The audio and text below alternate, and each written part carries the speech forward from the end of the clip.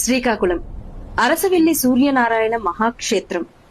ద్వాపర యుగంలో సూర్యనారాయణ స్వామి విగ్రహం బయటపడటానికి అసలు కారణం ఏమిటో ఈ వీడియోలో తెలుసుకుందాం. ద్వాపర యుగం చావు బతుకులో నీటి కోసం ఎదురు చూస్తున్న ప్రజల రోదనతో బలరాముడు తన నాగలితో నేలను చీల్చగానే భూమిలో దాగి ఉన్న జలశక్తి నేలపైకి వచ్చింది. అదే నేటి మన నాగావళి నది.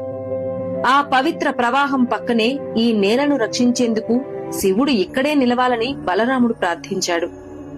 దేవతలంతా చేరి ఉమారుద్ర కోటిలింగేశ్వరుని ప్రతిష్ఠించారు.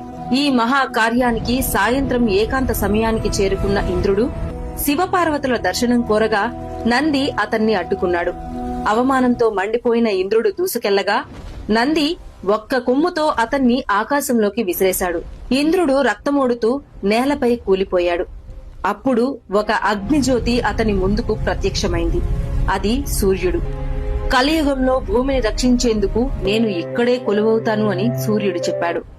నువ్వు పడిన నేలను వజ్రంతో చీల్చు, నా నిజరూపం బయటపడుతుంది అని సూర్యుడు చెప్పారు. ఇంద్రుడు వజ్రాయుధంతో నేలను కొట్టగానే భూమి హృదయం పగిలిపోయింది.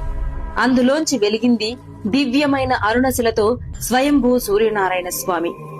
ఆ విగ్రహం వెలసిన క్షణంలోనే ఇంద్రుడి శరీరంలోని ప్రతి గాయం, ప్రతి నొప్పి ఒక్క క్షణంలో మాయమైపోయింది.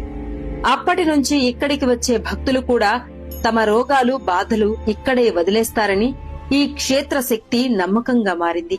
ఇంకా అద్భుతం ఏమిటంటే ఏడాదికి 2 సార్లు మాత్రమే, మార్చి మరియు అక్టోబర్లో పొద్దున్న తొలి సూర్య కిరణం గర్భగుడి చీకటిని ఛేదించి స్వామి పాదాలపై పడుతుంది. అక్కడి నుంచి శిరస్సు వరకు తనను తానే స్పృశించి మరలా తన శక్తిని తేజోవంతం చేసుకుంటుంది. ఇది నిర్మాణం కాదు, సూర్యుడు తనే తన రూపాన్ని తాకే క్షణం. కృష్ణావతారం ముగిసిన తర్వాత కల్కి ఉదయించే వరకు ఈ భూమిని రక్షించేందుకు వెలసిన ఏకైక మహాక్షేత్రం శ్రీ అరసవిల్లి సూర్యనారాయణ స్వామి క్షేత్రం. ఇలాంటి చరిత్ర మీ గుడికి ఉందా?